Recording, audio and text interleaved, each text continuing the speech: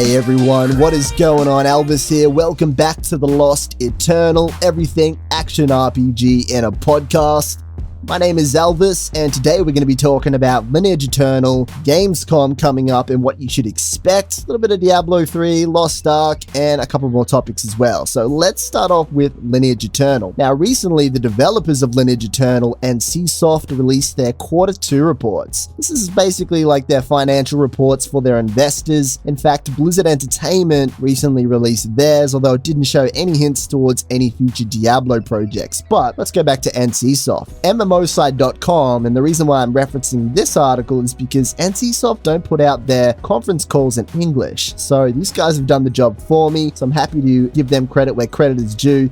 And they're using one of my YouTube thumbnails as one of their banners, so I think we can call it even anyway. The source will be in the description below, but let's get into it. So NCSoft released their Q2 earnings report today. The Korean developer mentioned the plan for the first beta of Lineage Eternal, which may be starting the second half of 2016. So this is kind of important because, since Lost Ark has taken the first step, announced their beta, you kind of expect it to follow up with something very similar. Now, the differences between these two games right now is that Lineage Eternal has boasted a worldwide release guarantee. So it looks like we're going to be able to test this game maybe even quicker than Lost Ark, despite Lost Ark already making the first step. Now, I would love to continue on a positive note, but I also want to remind you guys the amount of times that Lineage Eternal's beta has been announced and delayed. It actually spans over multiple years, so I don't want to get your hopes up. Yeah, just take it with a grain of salt, guys.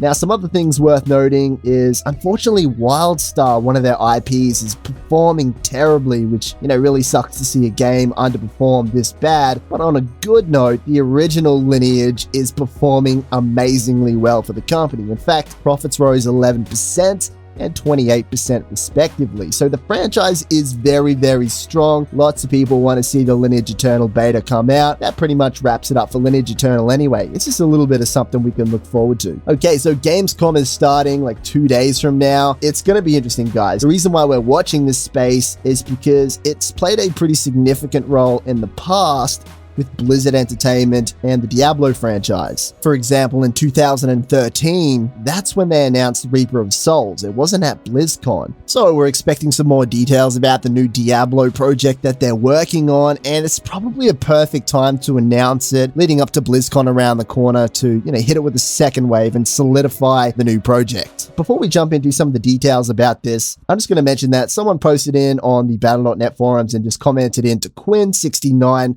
who's actually going to be streaming in at the event live. He said, Diablo 3, no content, what's the point, blah, blah, blah, blah. And Quinn actually commented in, quote, well, let's wait and see, smiley face. It's quite open-ended, and who knows, he's right. We'll just have to wait and see for Gamescom to see if there is going to be something tangible out of this. Now, there's also sources talking about Starcraft HD remake that should be announced in September. Now, maybe this is the unannounced Diablo project. Maybe we're going to get a Diablo 1 or Diablo 2 HD remake. I mean, I'd totally be down for either D1 or D2 HD remake.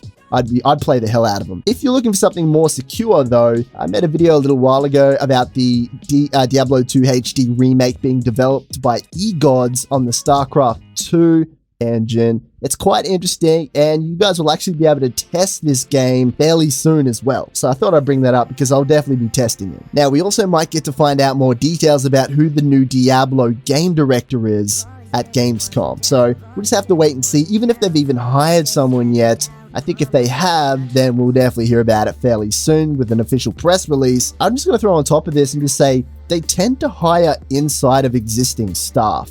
For game directors, they very rarely do hire people outside, but they always do keep their options open with their job listings. So we might see a Diablo veteran who's been working on the game for quite some time step up to the role. I'd expect that more so than a stranger from another company coming in and taking charge of such a huge franchise. Alrighty, let's talk a little bit about Lost Ark, especially on the Reddits, because there's been some really cool posts lately and I wanted to shout out a couple of people. Sorry if I butcher your username, but to Surata, I think that's how you would say it, recently put out a Lost Ark database, and I think this is really cool, and I wanted to show some encouragement because it's like that they're translating it all themselves, they're setting it up the way that they want to do it, and they're not relying on other Wikipedias or anything like that. So I think this is going to be fantastic. I hope that they continue to work on this database because I'll definitely use some of the information that's in here. It's quite difficult to gather info on a game that is just pretty much Korean when you don't speak Korean. So,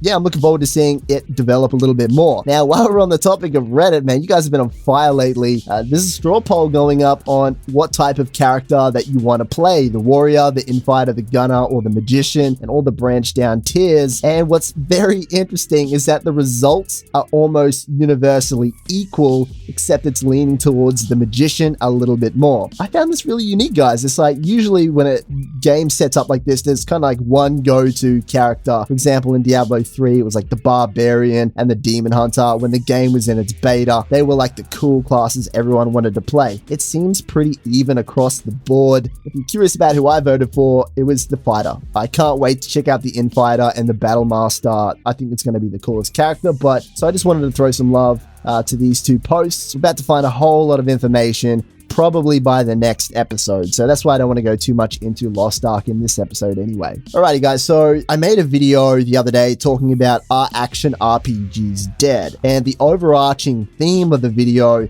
was actually no, I don't think action RPGs are dying. We've got a very bright future, although it's quiet right now. I feel like as an action RPG fan, where right now we're sitting in the calm before the storm. It's going to be very exciting times. Obviously, you know, I've had an itch that I've been wanting to scratch for quite some time now. Who knows which one of these games is going to come first, but I'm telling you, the first one that does come out, I can't wait to jump on it and have some fun and get back into some of the Diablo style goodness and everything in between. That's about it for the episode, guys, but just before I go, I did want to say that Path of Exile put on a live event in New Zealand and flew over quite a few community members. Highly recommend that you go and check out Ziggy D. I think he vlogged the whole thing. I'll put a link in the description below. I think he'll cover it a lot better than I am because he's so involved with that game, more so than myself anyway. So go and check out that if you're curious about some more Path of Exile updates anyway. Alrighty guys, thanks for joining me as always. My name is Elvis. We'll have another episode soon. Can't wait for more info. Catch you next time, guys. See ya.